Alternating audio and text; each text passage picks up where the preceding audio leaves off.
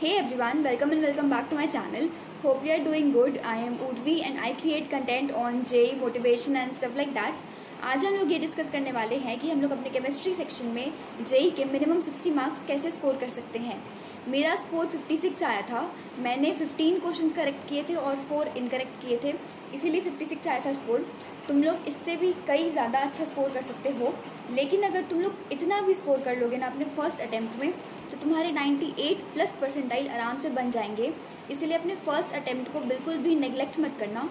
और ये बात तुम्हें बहुत अच्छे से पता होनी चाहिए कि केमिस्ट्री सेक्शन में ना मार्क्स स्कोर करना बहुत आसान होता है as compared to maths and physics. Maths में अगर तुम बहुत ज़्यादा मेहनत मारोगे तब शायद जाके तुम्हारे 40 या 50 नंबर बन जाए, जितने कि मेरे आए थे। लेकिन वहीं अगर तुम केमिस्ट्री में थोड़ा सा मेहनत कर लोगे तो तुम्हारे 60 मार्क्स तो मिनिमम आ ही जाएंगे।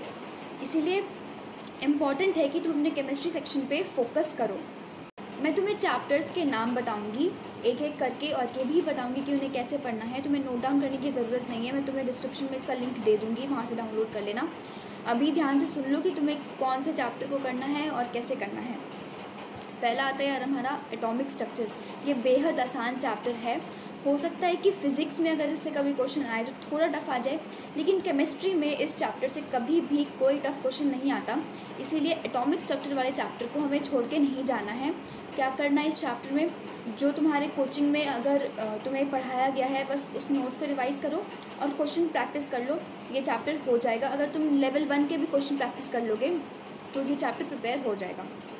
फिर आता है हमारा केमिकल बॉन्डिंग और मॉलिक्यूलर स्ट्रक्चर। ये चैप्टर थोड़ा सा लेंदी है, इसमें कई सारे टॉपिक्स हैं, इसमें तुम्हें लोन पेयर वाले स्ट्रक्चर्स भी ड्रॉ करने होते हैं। लेकिन इस चैप्टर को छोड़ के मत जाना, 1 या 2 क्वेश्चन आते ही हैं।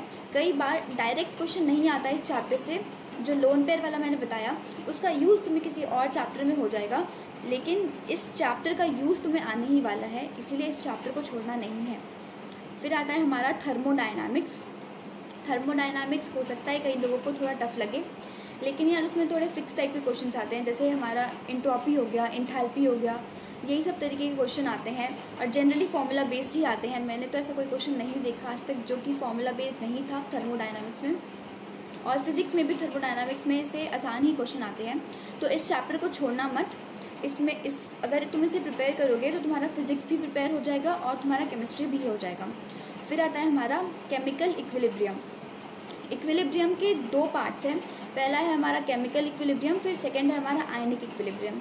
आयनिक इक्विलिब्रियम मैंने इंक्लूड नहीं किया है क्योंकि वो थोड़ा सा टफ चैप्टर आता है, लेकिन अगर इन केस वो तुम्हें चैप्टर अच्छे से आता है, तुमने अच्छे से पढ़ रखा है, तो ज़रूर से इस लिस्ट में तुम उसे इंक्लूड कर सकते हो।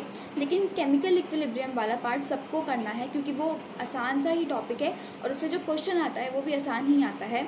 जनरली कुछ सेकेंड्स में ही वो क्वेश्चन हम लोग सॉल्व कर सकते हैं अगर तुमने इसे अच्छे से प्रिपेयर किया है तो। फिर आता है हमारा इलेक्ट्रोकेमिस्ट्री वाला चैप्टर। ये भी आसान चैप्टर है। इस चैप्टर में बस तुम्हें इस चीज़ का ध्यान रखना होता है कि भाई सेल नोटेशन क्या हो रहा है और सेल कैसे वर्क कर रहा है। बेसिक चीज़ें तुम्हें आनी चाहिए, बस रट मत लेना इस चैप्टर में कि फॉर्मूला क्या है। थोड़ा सा समझ लोगे तो क्वेश्चंस बनाने में आसानी होगी। अब ना फिज़िकल केमिस्ट्री में एक चीज़ ध्यान रखना, आजकल एनटीए क्या कर रहा है ना, जितने भी फिज़िकल केमिस्ट्री के क्वेश्चंस है वो न्यूमेरिकल वाले में डाल रहा है। तो तुम्हारी जो कैलकुलेशन वाली पावर होनी चाहिए वो काफ़ी अच्छी होनी चाहिए और तुम्हें एग्जैक्ट आंसर किस तरीके से लाना है वो आना चाहिए।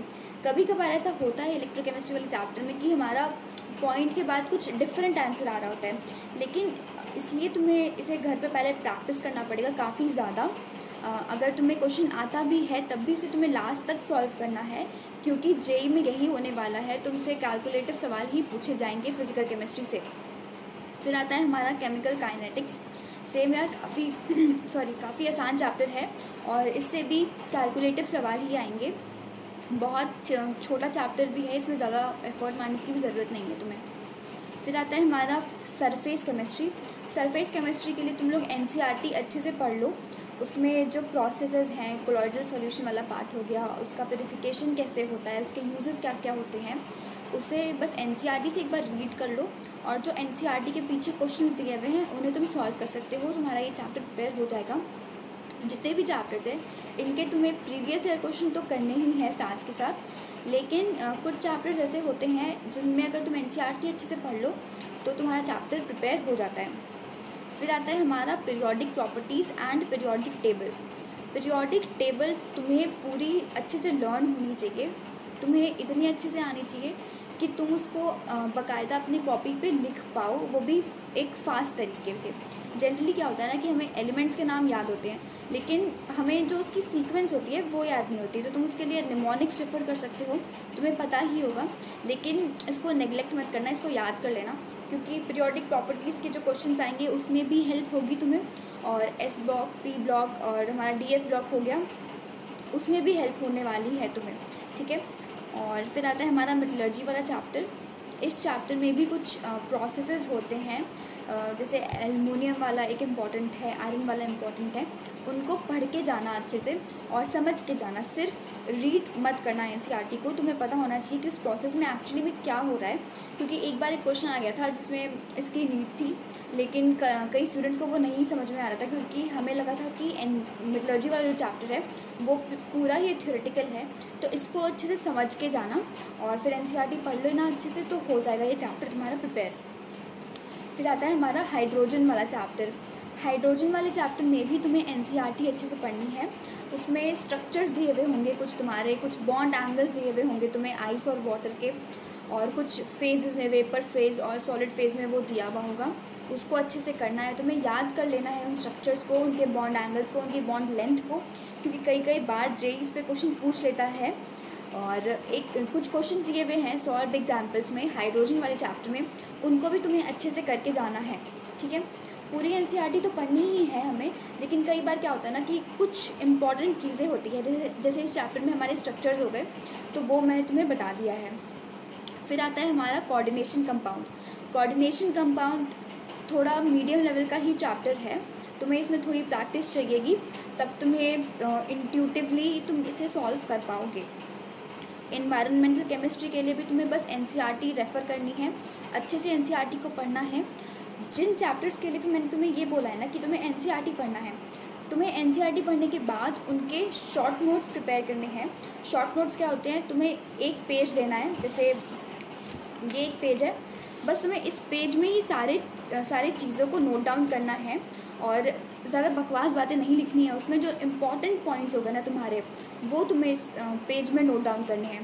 तुम लोग चाहो तो प्रीवियस ईयर क्वेश्चंस लो उस चैप्टर के और मार्किंग कर लो कि इस वाले टॉपिक से ज़्यादा क्वेश्चन आए थे, तो तुम अपने शॉर्ट नोट्स में भी उसे हाईलाइट कर सकते हो, ताकि जब तुम रिवाइज़ करो उस चीज़ को तो तुम्हें हेल्प हो और जो इम्पॉर्टेंट वाली चीज़ें हैं तुम उसे मिस ना कर जाओ। फिर आते हैं हम लोग ऑर्गेनिक केमिस्ट्री पे। पहला चैप्टर आता है हमारा जीओसी वाला चैप्टर।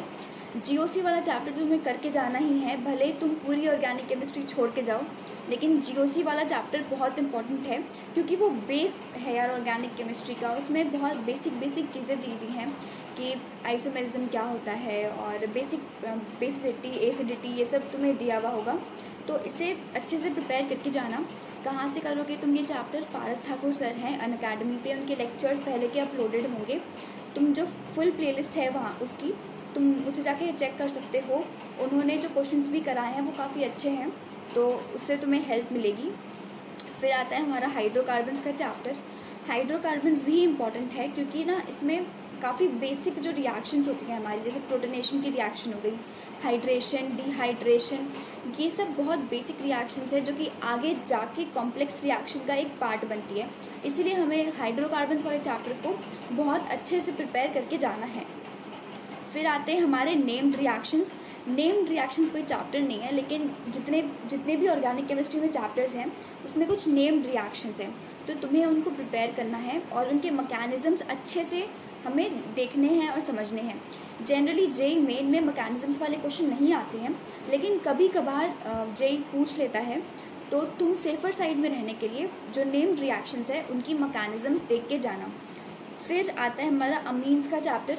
अमीन्स का चैप्टर मैंने इसलिए इंक्लूड किया है क्योंकि वो काफ़ी शॉर्ट है और उसमें ज़्यादा रिएक्शंस भी नहीं है और इजी टू अंडरस्टैंड है, ठीक है। तो उस चैप्टर को भी तुम लोग प्रिपेयर कर लेना। फिर आते हैं हमारे 3 चैप्टर, पॉलीमर, बायोमॉलिक्यूल और केमिस्ट्री इन एवरीडे लाइफ। इन तीनों चैप्टर को भी तुम्हें एनसीईआरटी से रीड आउट करना है, इनके शॉर्ट नोट्स प्रिपेयर करने हैं, प्रीवियस ईयर क्वेश्चन सॉल्व करने हैं, देन ये चैप्टर तुम्हारा आसानी से प्रिपेयर हो जाएगा। यस, यही कुछ बहुत आसान और इम्पॉर्टेंट टॉपिक्स थे for chemistry section in JEE. ध्यान से इनको प्रिपेयर करना। मैंने बहुत डिटेल में तुम्हें बताया है कि किस चैप्टर को तुम्हें किस तरीके से प्रिपेयर करना है और तुम्हें किन टॉपिक्स पे सबसे ज़्यादा फोकस करना है। और मैंने ये भी तुम्हें बताया कि क्यों ही इन चैप्टर्स को तुम्हें प्रिपेयर करना है।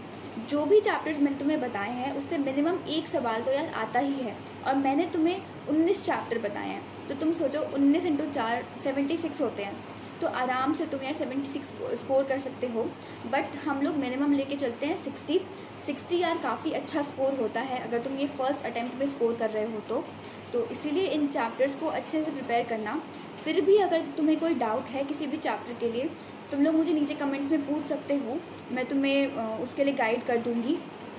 और अगर वीडियो अच्छी लगे तो वीडियो को लाइक ज़रूर करना, सब्सक्राइब करो यार चैनल को, थोड़ा सपोर्ट दिखाओ दीदी को। और till then take care, bye bye.